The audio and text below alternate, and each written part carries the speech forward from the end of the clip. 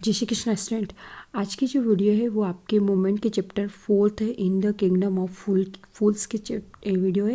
इसके अंदर एक राजा होता है जो कि बहुत ही मतलब एक राज्य के बारे में बताया गया है जो कि मूर्खों का राज्य।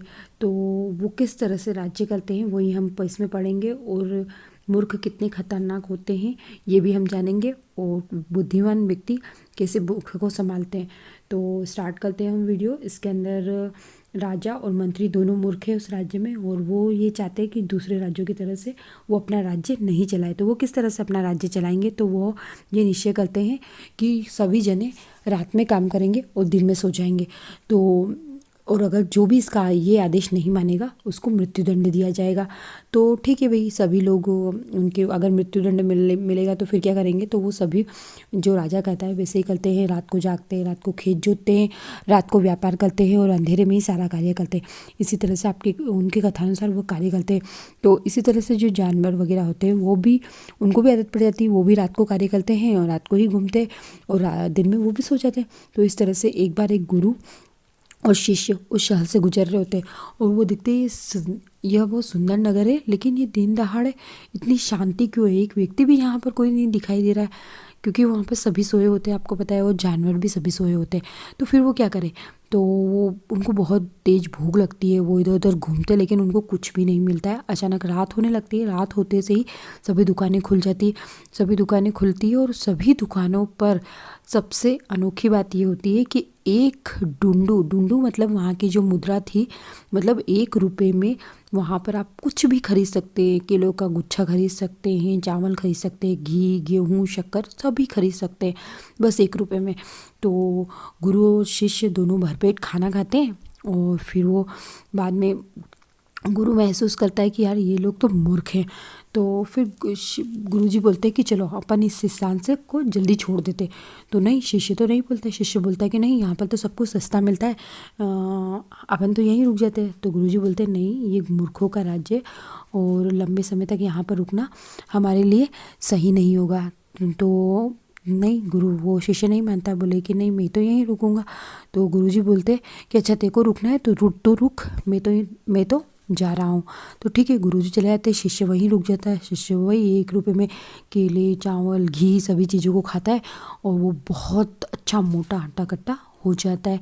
ठीक है, ये कहानी हुई। उसके बाद में क्या होता है, उसके बाद में जो एक दिन दहाड़े चोर आ जाते हैं और एक धनी व्यापारी के यहाँ पे चोरी करते हैं। जब वो चोरी करते हैं तो वो दीवार में छेद कर रहा होता है, तो ऊपर से दीवार जो होती है वो पूरी बह जाती है और वो उसके ऊपर, वो दीवार उसके ऊपर गिरने से उसकी मौत हो जाती है।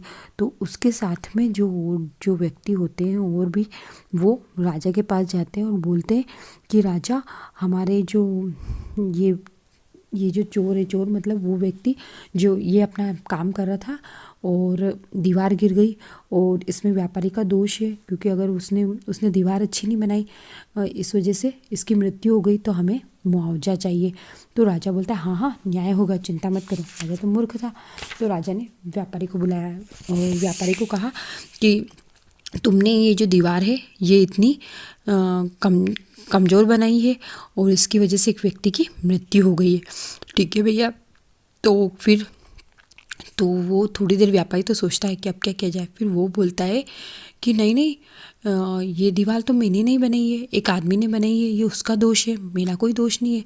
मैंने तो नहीं बनवाई थी, ये तो मेरे पिताजी के समय जो एक आदमी था उसने बनाई थी, और वो जो मिस्त्री है उसका दोष है। तो उस मिस्त्री को हाथ पांव बांधकर पकड़ कर लाया जाता है और वो उससे पूछा जाता है कि ये दीवार आपने बनाई है कि इनके पिताजी ने आपसे बनवाई थी।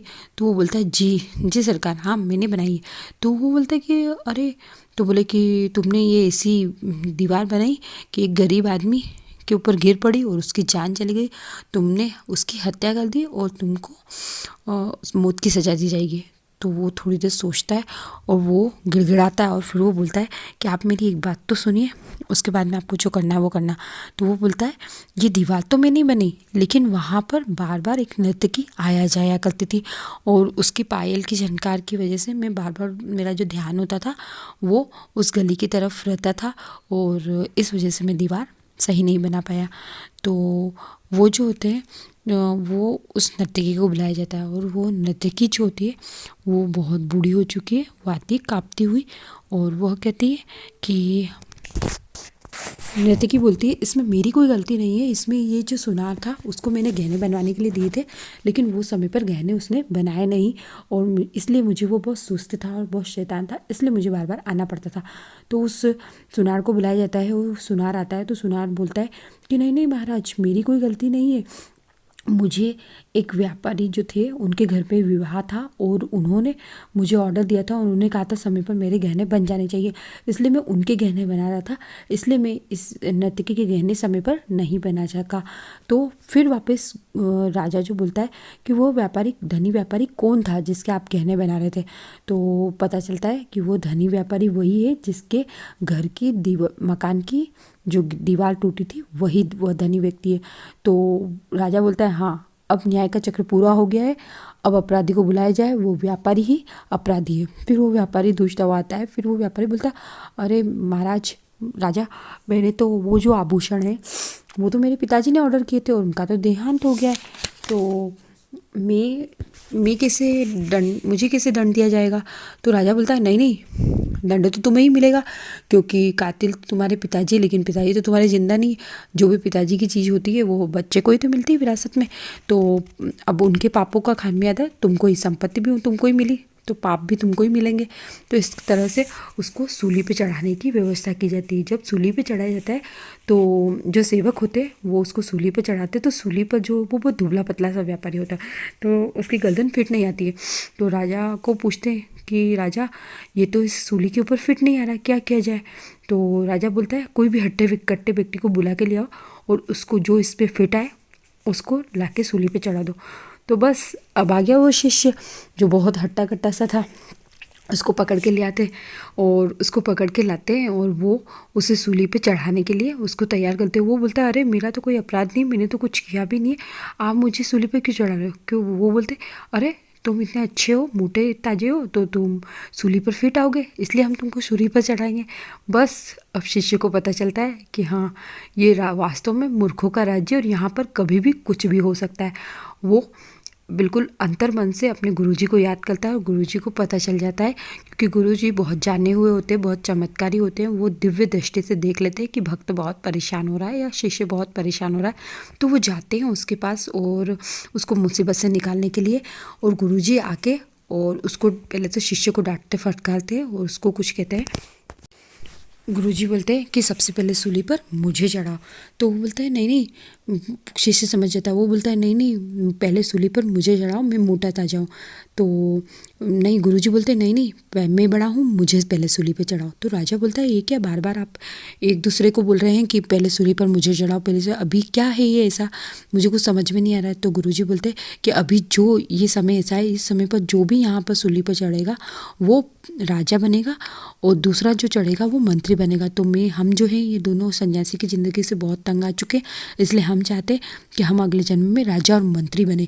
तो वो राजा, उसको पता चलता है तो राजा बोलता है नहीं नहीं मैं ही राजा बनूंगा और ये ही मंत्री बनेगा। जो तो वो बोलते हैं, मंत्रणा करते हैं मंत्री से चुपचाप, और वो उनको दोनों को छोड़ देते और वो बोलते हैं, उस सेवक को बोलते हैं कि जो भी अभी आएगा उन दोनों को आप सूली पर चढ़ा देना। तो राजा जो है वो अलग कपड़े पहन के आते हैं और मंत्री भी आता है राजा के बाद में, और दोनों को सूली पर चढ़ा दिया जाता है। और वो दोनों जो थे ना, गुरु और शिष्य, वो दोनों वहाँ से मुक्त हो जाते हैं और वहाँ से जाते होते हैं, और गुरु शिष्य की वेशभूषा में वो दोनों जो राजा और मंत्री को सूली पर चढ़ा दिया जाता है और वो दोनों जाते हैं। तो फिर वो जो राज्य के लोग होते हैं वो बोलते हैं हमारे राजा तो अब नहीं रहे, तो उनके शव को कौवे और गिद्ध खा जाते हैं। फिर वो उन दोनों को बोलते हैं कि आप ही हमारे राजा और मंत्री बन जाए। इस तरह से आपने देखा कि वो मूर्खों का राज्य था और वहाँ पर कोई नियम भी नहीं थे, इसलिए जो गुरुजी हैं पहले तो आनाकानी करते हैं, लेकिन फिर बाद में मान जाते हैं कि नहीं, यहाँ पे जो नियम है पुराने नियम को बदलना पड़ेगा और पहले की तरह फिर दिन में ही काम होने लगता है और रात में सब विश्राम करेंगे और जिन वस्तुओं का जो मूल्य होता है वो मूल्य लिया जाए। इस तरह से ये पूरी स्टोरी जो है वो कंप्लीट होती है। और जो मूर्ख जो राजा और मंत्री थे उनको किस तरह से एक समझदार गुरु ने उनको उस राज्य से हटाया। तो देखा आपने, आपको स्टोरी पूरी कंप्लीट समझ में आ गई। क्वेश्चन आंसर करने में कोई दिक्कत नहीं होगी। Thank you.